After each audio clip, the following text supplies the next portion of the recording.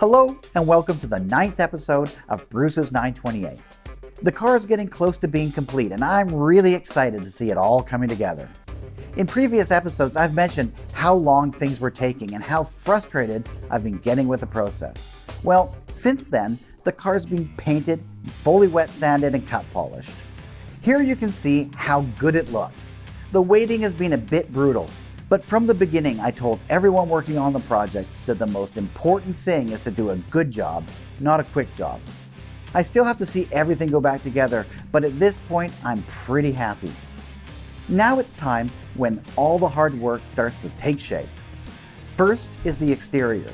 Colin's getting the bumpers, lights, sunroof and mirrors back into the car. He tapes all the edges where the panels meet so that the fresh paint doesn't get scratched in the process.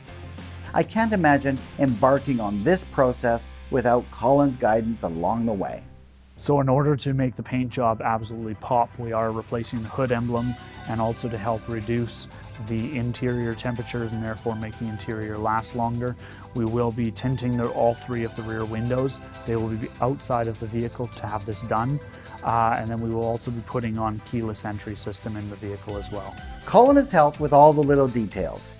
I wanted to do some sound deadening in the car, so I purchased some second skin, and Colin has lined the interior skins of the doors and the roof of the car while the headliner was out. He's also figured out a way to get my clock working properly, and he's going through a list of items that I discussed with him.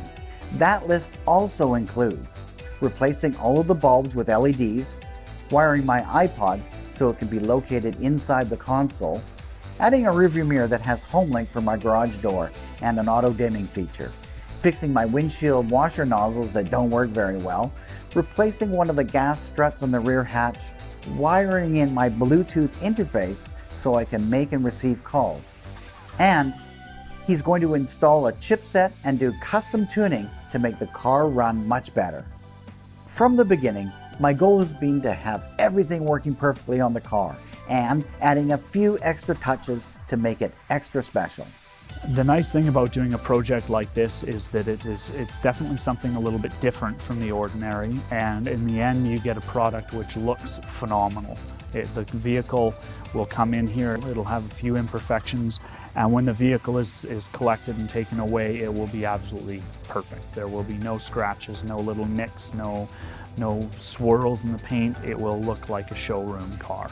I've also brought the new wheels and tires to Colin so they can be installed prior to me picking up the car when it's all done. It's sure great to see the car coming along, especially after feeling like it was never going to get done. The next and last episode in this series will reveal the finished car, and I can't wait to get behind the wheel. Until then, thanks for watching.